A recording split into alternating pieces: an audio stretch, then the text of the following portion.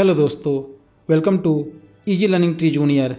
आज के Hindi podcast series में हम आपके लिए लेकर आए हैं मुंशी प्रेमचंद की लोकप्रिय कहानी कफन।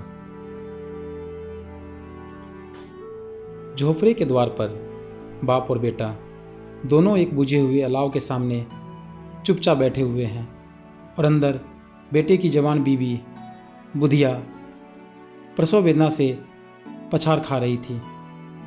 रह रह कर उसके मुंह से ऐसी दिल हिला देने वाली आवाज़ निकलती थी कि दोनों कलेजा थाम लेते थे। जाड़ों की रात थी, प्रकृति सन्नाटे में डूबी हुई, सारा गांव अंधकार में लय हो गया था। घीसू ने कहा, मालूम होता है बचेगी नहीं, सारा दिन दौड़ते ही गया, जा देख तो आ। माधव चिढ़कर बोला, मरना ही है तो जल्दी मर क्यों नहीं जाती, देख कर क्या करूं। घीसू, तू बड़ा बेदर्द है बे, साल भर जिसके साथ सुख चैन से रहा उसके साथ इतनी बेवफाई। माधव, तो मुझसे तो उसका तड़पना और हाथ पांव पटकना नहीं देखा जाता। चमारों का कुनबा था और सारे गांव में बदनाम। घीसू एक दिन काम करता तो 3 दिन आराम।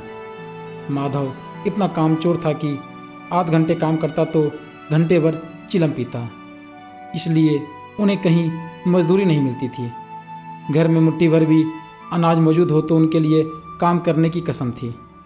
जब 2-4 फांके हो जाते, घीसू पेड़ पर चढ़कर लकड़ियाँ तोड़ लाता और माधव बाजार में बेच आता, और जब तक वे पैसे रहते दोनों इधर उधर मारे मारे फिरते।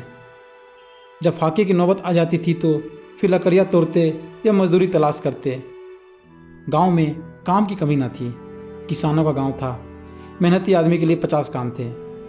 मगर इन दोनों को लोग उसी वक्त बुलाते जब 2 आदमियों से एक का काम पाकर भी संतोष कर लेने के सिवा और कोई चारा ना होता। विचित्र जीवन था इनका। घर में मिट्टी के 2-4 बर्तनों के सिवा कोई संपत्ति नहीं। फटे चित्रों से अपनी नग्नता को ढके हुए जिए जाते थे, संसार की चिंताओं से मुक्त, कर्ज से लदे हुए। गालियाँ भी खाते, मार भी खाते, मगर कोई भी गम नहीं। दिन इतने की वसूली की आस न रहने पर भी लोग इन्हें कुछ न कुछ कर्ज दे देते थे। मटर आलू की फसल में दूसरों के खेत से मटर या आलू उखाड़ लाते और भून भान कर खा लेते, या 10-5 ऊँस उखाड़ लाते और रात को चूसते। घीसू ने आकाशवृत्ति से 60 साल की उम्र काट दी और माधव भी सपूत बेटे की तरह बाप ही के पद चिन्हों पर चल रहा था, बल्कि उसका नाम और भी उजागर कर रहा था। इस वक्त भी दोनों अलाव के सामने बैठकर आलू भून रहे थे, जो कि किसी के खेत से खोद लाए थे। घीसू की स्त्री का तो बहुत दिन हुए देहांत हो गया था। माधव का ब्याह पिछले साल हुआ। जब से यह औरत आई थी उसने इस खानदान में व्यवस्था की नींव डाली थी। पिसाई करके या घास छीलकर वो शेर भर आटे का इंतजाम कर लेती थी, और इन दोनों बेगैरतों का दोजक बढ़ती रहती थी। जब से वह आई ये दोनों भी आलसी और आराम तलब हो गए थे, बल्कि कुछ अकरने भी लगे थे। कोई कार्य करने को बुलाता तो निर्ब्याज भाव से दुगनी मजदूरी मांगते। वही औरत आज प्रसव वेदना से मर रही थी, और ये दोनों शायद इसी इंतजार में थे कि वो मर जाए तो आराम से सोए। घीसू ने आलू निकालकर छिलते हुए कहा, जाकर देख तो क्या दशा है उसकी। चुड़ैल का फिसाद होगा और क्या, यहाँ तो ओझा भी 1 रुपये मांगता है। माधव को भय था कि वह कोठरी में गया तो घीसू आलूओं का एक बड़ा भाग साफ कर देगा। बोला, मुझे वहाँ जाते डर लगता है। डर किस बात का है, मैं तो यहाँ हूँ ही। घीसू ने कहा, तो तुम ही जाकर देखो ना, माधव ने उत्तर दिया। घीसू, मेरी औरत जब मरी थी तो मैं 3 दिन तक उसके पास से हिला तक नहीं था, और मुझसे लजाएगी कि नहीं, जिसका कभी मुंह नहीं देखा आज उसका उघरा हुआ बदन देखूं, उसे तन की सुध भी तना होगी। मुझे देख लेगी तो खुलकर हाथ पांव भी न पटक सकेगी। माधव ने कहा, मैं सोचता हूँ कोई बाल बच्चा हो गया तो क्या होगा, सोंठ गुड़ तेल कुछ भी तो नहीं है घर में। सब कुछ आ जाएगा, भगवान दे तो। जो लोग अभी एक पैसा नहीं दे रहे हैं वही कल बुला कर देंगे। मेरे 9 लड़के हुए, घर में कभी कुछ न था, मगर भगवान ने किसी तरह बेड़ा पार ही लगाया। जिस समाज में रात दिन मेहनत करने वालों की हालत उनकी हालत से बहुत कुछ अच्छी नहीं न थी, और किसानों के मुकाबले वे लोग जो किसानों की दुर्बलताओं से लाभ उठाना जानते थे वे कहीं ज़्यादा संपन्न थे। वहाँ इस तरह की मनोवृत्ति का पैदा हो जाना कोई अचरज की बात न थी। हम तो कहेंगे घीसू किसानों से कहीं ज़्यादा विचारवान था, जो किसानों के विचार शून्य समूह में शामिल होने के बदले बैठकबाजों की कुत्सित मंडली में जा मिला था। हाँ, उसमें यह शक्ति ना थी कि बैठकबाजों के नियम और नीति का पालन करता, इसलिए जहाँ उसकी मंडली के और गांव के सरगना और मुखिया बने हुए थे उस पर सारा गांव उंगली उठाता था। फिर भी उसे ये तकसीम तो थी कि अगर वह फटेहाल है तो कम से कम उसे किसानों की सी जीत और मेहनत तो नहीं करनी पड़ती। उसकी सरलता और निर्भरता से दूसरे लोग बेजा फ़ायदा तो नहीं उठाते। दोनों आलू निकाल कर जलते जलते खाने लगे। कल से कुछ नहीं खाया, इतना सब्र ना था कि उन्हें ठंडा हो जाने दे। कई बार दोनों की ज़बान जल गई। छिल जाने पर आलू का बाहरी हिस्सा तो बहुत ज़्यादा गर्म ना मालूम होता, लेकिन दांतों के तले पड़ते ही अंदर का हिस्सा ज़बान, हलक और तालू को जला देता था। और उस अंगारे को मुंह में रखने से ज़्यादा खैरियत इसमें थी कि वह अंदर पहुंच जाए। वहाँ उसे ठंडा करने के लिए काफ़ी सामान थे, इसलिए दोनों जल्दी जल्दी निगल जाते हैं। हालांकि इस कोशिश में उनकी आंखों से आंसू निकल आते हैं। घीसू को उस वक्त ठाकुर की बारात याद आई जिसमें 20 साल पहले वो गया था। उस दावत में उसे जो तृप्ति मिली थी वो उसके जीवन में एक याद रखने लायक बात थी, और आज भी उसकी याद ताज़ा थी। बोला वो भोज नहीं भूलता। तब से फिर उस तरह का खाना और भरपेट नहीं मिला। लड़की वालों ने सबको भरपेट पूड़ियाँ खिलाई थी, सबको, छोटे बड़े सब ने पूड़ियाँ खाई, और असली घी की चटनी, रायता, 3 तरह के सूखे साग, एक रसेदार तरकारी, दही, मिठाई। अब क्या बताऊं इस भोज में क्या स्वाद मिला। कोई रोक टोक नहीं थी, जो चीज़ मांगो और जितना चाहो खाओ। लोगों ने ऐसा खाया किसी से पानी न पिया गया, मगर परोसने वाले हैं कि पत्तल में गरम गरम गोल गोल सुवासित कचौरियाँ डाल देते हैं। मना करते हैं कि नहीं चाहिए, पत्तल पे हाथ रोके हुए हैं, मगर वे हैं कि दिए जाते हैं। और जब मुंह धो लिया तो पान इलायची भी मिली, मगर मुझे पान लेने की कहाँ सुध थी। खड़ा ना हुआ जाता था, चटपट जाकर अपने कंबल पर लेट गया। ऐसा दिल दरियाव था वह ठाकुर। माधव ने इन पदार्थों का मन ही मन मजा लेते हुए कहा, अब हमें कोई ऐसा भोज नहीं खिलाता। अब कोई क्या खिलाएगा, वो ज़माना दूसरा था। अब तो सबको किफ़ायत सोचती है। शादी ब्याह में मत खर्च करो, क्रियाक्रम में मत खर्च करो। पूछो गरीबों का माल बटोर कर कहाँ रखोगे। बटोरने में कमी नहीं है, हाँ खर्च में किफ़ायत सोचती है। माधव ने पूछा, तुमने 20 एक पूड़ियाँ खाई होगी। घीसू 20 से ज़्यादा खाई थी। माधव बोला, मैं 50 खा जाता। घीसू ने कहा, 50 से कम मैंने भी ना खाई होगी। अच्छा पट्टा था, तू तो मेरा आधा भी नहीं है। आलू खाकर दोनों ने पानी पिया और वहीं अलाव के सामने अपनी धोतियाँ ओढ़ कर पाँव पेट में डाल सो रहे, जैसे 2 बड़े बड़े अजगर गेंडुलियाँ मारे पड़े हों, और बुधिया अभी तक करा रही थी। सवेरे माधव ने कोठरी में जाकर देखा तो उसकी स्त्री ठंडी हो गई थी और उसके मुख पर मक्खियाँ भिनक रही थी। पथराई हुई आंखें ऊपर टंगी हुई थी, सारी देह धूल से लथपथ हो रही थी। उसके पेट में बच्चा मर गया था। माधव भागा हुआ घीसू के पास आया।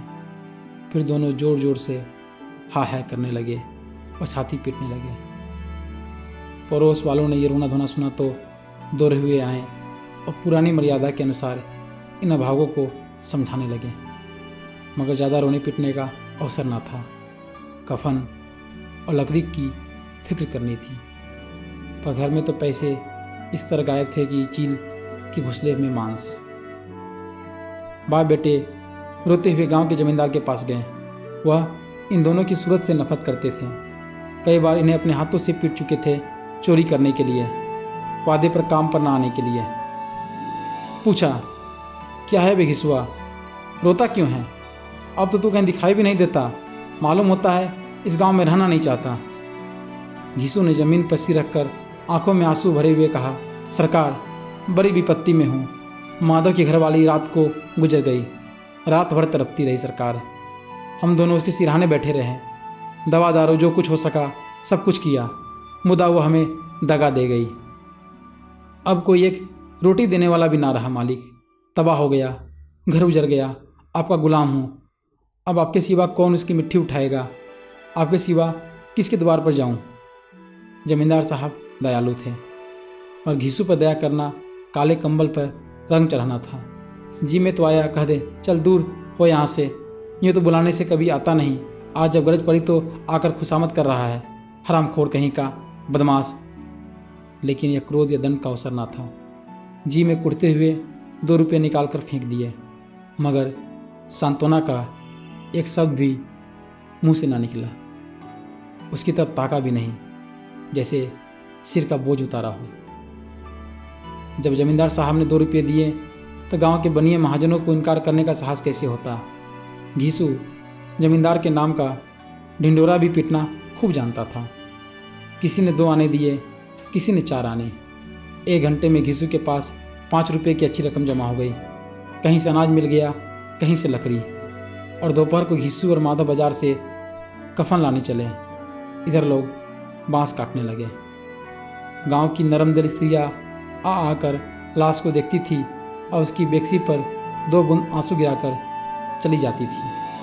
कैसा बुरा रिवाज है कि जिसे जीते जी तन ढांकने को चिथरा भी ना मिले, उसे मरने पर कफन चाहिए। घिसू ने कहा, कफन लाश के साथ जल ही तो जाता है। माधव ने हम यहाँ मिलाया। और क्या रखा रहता है, यही 5 रुपये पहले मिलते तो कुछ दवा दारू कर लेते हैं। दोनों एक दूसरे के मन की बात तार रहे थे। बाजार में इधर उधर घूमते रहे। कभी इस बाजार की दुकान पर गए, कभी उसकी दुकान पर। तरह तरह के कपड़े, रेशमी और सूती देखे, मगर कुछ जचा नहीं।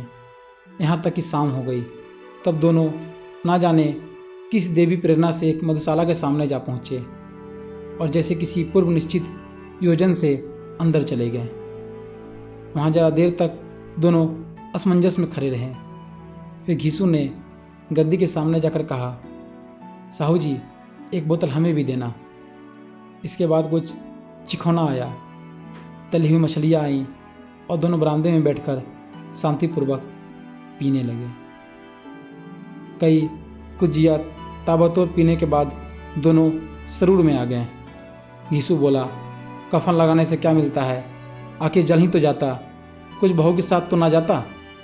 माधव आसमान की तरफ देखकर बोला, मन देवताओं को अपनी निष्पापता का साक्षी बना रहा हो। दुनिया का दस्तूर है, नहीं लोग बामनों को 1000 रुपये क्यों दे देते हैं, कौन देखता है परलोक में मिलता है या नहीं। बड़े आदमियों के पास धन है, चाहे फूके, हमारे पास फूकने को क्या है, घिसू ने कहा। लेकिन लोगों को जवाब क्या देंगे, लोग पूछेंगे नहीं कफन कहाँ है। माधव ने कहा।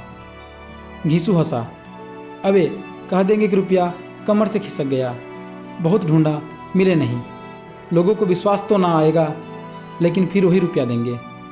माधव भी हंसा। इस अनपेक्षित सौभाग्य पर बोला, बड़ी अच्छी थी बेचारी, मरी तो भी खूब खिला पिलाकर। अभी बोतल से ज़्यादा उड़ गई। घिसू ने 2 सेर पुड़िया मंगाई, चटनी, अचार, कलेजिया। शराब खाने के सामने ही दुकान थी। माधव लपक कर 2 पतलों में सारा सामान ले आया। पूरा 1.5 रुपया और खर्च हो गया। सिर्फ थोड़े से पैसे बचे रहे। दोनों इस वक्त शान से बैठे हुए पुड़िया खा रहे थे, जैसे जंगल में कोई शेर अपना शिकार उड़ा रहा हो। न जवाबदेही का खौफ, न बदनामी की फिक्र। इन भावनाओं को उन्होंने बहुत पहले ही जीत लिया था। घीसू दार्शनिक भाव से बोला, हमारी आत्मा प्रसन्न हो रही है तो क्या उसे पुण्य न होगा? माधव ने श्रद्धा से सिर झुकाकर तस्दीक की, जरूर से जरूर होगा। भगवान तुम अंतर्यामी हो, उसे बैकुंठ ले जाना। हम दोनों हृदय से आशीर्वाद दे रहे हैं। आज जो भोजन मिला वह कभी उम्र भर ना मिला था। एक क्षण के बाद माधव के मन में कुछ शंका जागी। बोला, क्यों दादा, हम लोग भी तो एक ना एक दिन वहाँ जाएंगे ही। घीसू ने इस भोले वाले सवाल का उत्तर ना दिया। वह परलोक की बातें सोचकर इस आनंद में बाधा न डालना चाहता था। जो वहाँ हम लोगों से पूछे कि तुमने कफन क्यों नहीं दिया तो क्या कहेंगे? कहेंगे तुम्हारा सिर। अरे पूछेगी तो जरूर। तू जानता है कि उसे कफन ना मिलेगा? तू मुझे ऐसा गधा समझता है? 60 साल क्या दुनिया में घास खोदता रहा हूँ, उसको कफन मिलेगा और इससे बहुत अच्छा मिलेगा। माधव को विश्वास ना आया। बोला, कौन देगा? रुपये तो तुमने चट कर दिए, वो तो मुझसे पूछेगी। उसकी मांग में सिंदूर तो मैंने ही डाला था। घीसू गर्म होकर बोला, मैं कहता हूँ उसे कफन मिलेगा, तू मानता क्यों नहीं? माधव, कौन देगा, बताते क्यों नहीं? वही लोग देंगे जिन्होंने इस बार दिया है। हाँ, अब की रुपये हमारे हाथ ना आएंगे। घीसू ने कहा। ज्यों ज्यों अंधेरा बढ़ता था, सितारों की चमक तेज होती थी। मधुशाला की रौनक भी बढ़ती जाती थी। कोई गाता था, कोई डींग मारता था, कोई अपने संगी के गले लिपटा जाता था, कोई अपने दोस्त के मुंह से कुल्हड़ लगाए देता था। वहाँ के वातावरण में सरूर था, हवा में नशा। कितने तो यहाँ आकर एक चुल्लू में मस्त हो जाते हैं। शराब से ज़्यादा वहाँ की हवा उन पर नशा करती थी। जीवन की बाधाएं खींच लेती थी और कुछ देर के लिए वे भूल जाते थे कि वे जीते हैं या मरते हैं, या ना जीते हैं ना मरते हैं। और ये दोनों बाप बेटा अब भी मज़े ले लेकर चुसकिया ले रहे थे। सबकी निगाहें इनकी ओर जमी हुई थी। दोनों कितने भाग के बली हैं। पूरी बोतल बीच में है। भरपेट खाकर माधव ने बची हुई पूड़ियों का पत्तल उठाकर एक भिखारी को दे दिया, जो खड़ा इनकी ओर भूखी आंखों से देख रहा था। और देने की गौरव, आनंद और उल्लास का उसने अपने जीवन में पहले बार अनुभव किया। घीसू ने कहा, ले जा, खूब खा और आशीर्वाद दे। जिसकी कमाई है वो तो मर गई, पर तेरा आशीर्वाद उसे जरूर पहुँचेगा। रोए रोए से आशीर्वाद दे, बड़ी गाढ़ी कमाई के पैसे हैं। माधव ने फिर आसमान की तरफ देखकर कहा, वो बैकुंठ में जाएगी दादा, वो बैकुंठ की रानी बनेगी। घीसू खड़ा हो गया और जैसे उल्लास की लहरों में तैरता हुआ बोला, हाँ बेटा, बैकुंठ में जाएगी। किसी को सताया नहीं, किसी को दबाया नहीं। मरते मरते हमारी ज़िंदगी की सबसे बड़ी लालसा पूरी कर गई। वह ना बैकुंठ में जाएगी तो क्या ये मोटे मोटे लोग जाएंगे, जो गरीबों के दोनों हाथों से लूटते हैं और अपने पाप को धोने के लिए गंगा में नहाते हैं और मंदिरों में जल चढ़ाते हैं। श्रद्धालुता का ये रंग तुरंत ही बदल गया और स्थिरता नशे की खासियत है। दुख और निराशा का दौर हुआ। माधव बोला, मगर दादा, बेचारी ने ज़िंदगी में बड़ा दुख होगा। कितना दुख झेल कर मरी। वो आंखों पर हाथ रखकर रोने लगा, चीखें मार मार कर। घीसू ने समझाया, क्यों रोता है बेटा? खुश हो कि वह माया जाल से मुक्त हो गई, जंजाल से छूट गई। बड़ी भाग्यवान थी कि इतनी जल्दी माया मोह के बंधन तोड़ दिए। और दोनों खड़े होकर गाने लगे, ठगनी क्यों नैना छमकावे ठगनी। पियकरों की आंखें इनकी ओर लगी हुई थी और ये दोनों अपने दिल में मस्त गाते जाते थे। फिर दोनों नाचने लगे, उछले भी, कूदे भी, गिरे भी, मटके भी, भाव भी बनाए, अभिनय भी किए और आखिर नशे से बदमस्त होकर वहीं गिर पड़े। हिंदी पॉडकास्ट के नए अंक में फिर आपसे मुलाकात होगी। तब तक के लिए धन्यवाद। हमारे चैनल से जुड़े रहने के लिए एवं हमारा उत्साहवर्धन करने के लिए इस चैनल को सब्सक्राइब कर लें। साथ ही कमेंट, लाइक एवं शेयर करना ना भूलें। धन्यवाद।